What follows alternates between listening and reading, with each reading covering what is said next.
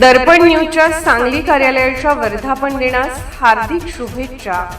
शुभेच्छुक माननीय प्रकाशराव आंबेडकर, पालकमंत्री तथा राज्याचे आरोग्य व कुटुंब कल्याण मंत्री.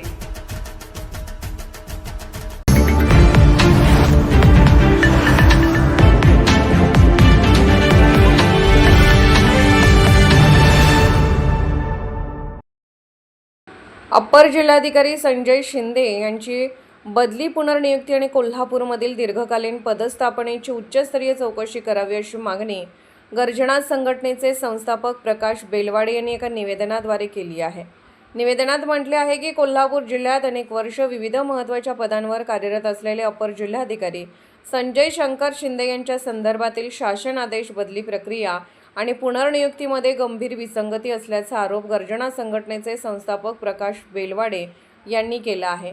या संदर्भात महाराष्ट्राचे मुख्य सचिव यांच्याकडे सविस्तर कायदेशीर निवेदन देण्यात आले आहे. माहिती अधिकारातून प्राप्त कागदपत्रानुसार संजय शिंदे यांनी कोल्हापूर जिल्ह्यात तब्बल 15 पैकी 10 वर्षांहून अधिक काळ विविध संवेदनशील पदांवर सेवा बजावली आहे. जिल्हा पुरवठा अधिकारी, निवासी उपजिल्हाधिकारी आणि अप्पर जिल्हाधिकारी अशा महत्त्वाच्या पदांवर त्यांची सातत्याने नियुक्ती करण्यात आली होती.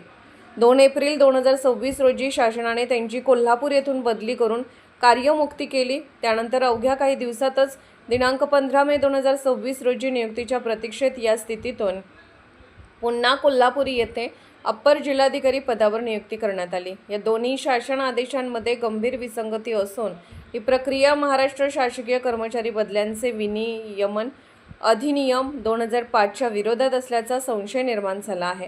गर्जना संघटनेचे संस्थापक प्रकाश बेलवाडे यांचे म्हणणे आहे की एकाच जिल्ह्यात दीर्घकालीन पदस्थापना कशी झाली, बदलीनंतर पुन्हा त्याच जिल्ह्यात पुनर्नियुक्ती कोणाच्या दबावाखाली करण्यात आली, नियुक्तीच्या प्रतीक्षेत अधिकाऱ्याला पुन्हा त्याच संवेदनशील पदावर कशाच्या आधारे बसवण्यात आले, शासन आदेशामध्ये पारदर्शकता का ठेवण्यात आली नाही, या सर्व बाबींची उच्चस्तरीय चौकशी करून संबंधित जबाबदार अधिकाऱ्यांवर कारवाई करण्यात यावी अशी मागणी गर्जना संघटनेचे संस्थापक प्रकाश बेलवाडे यांनी केली आहे.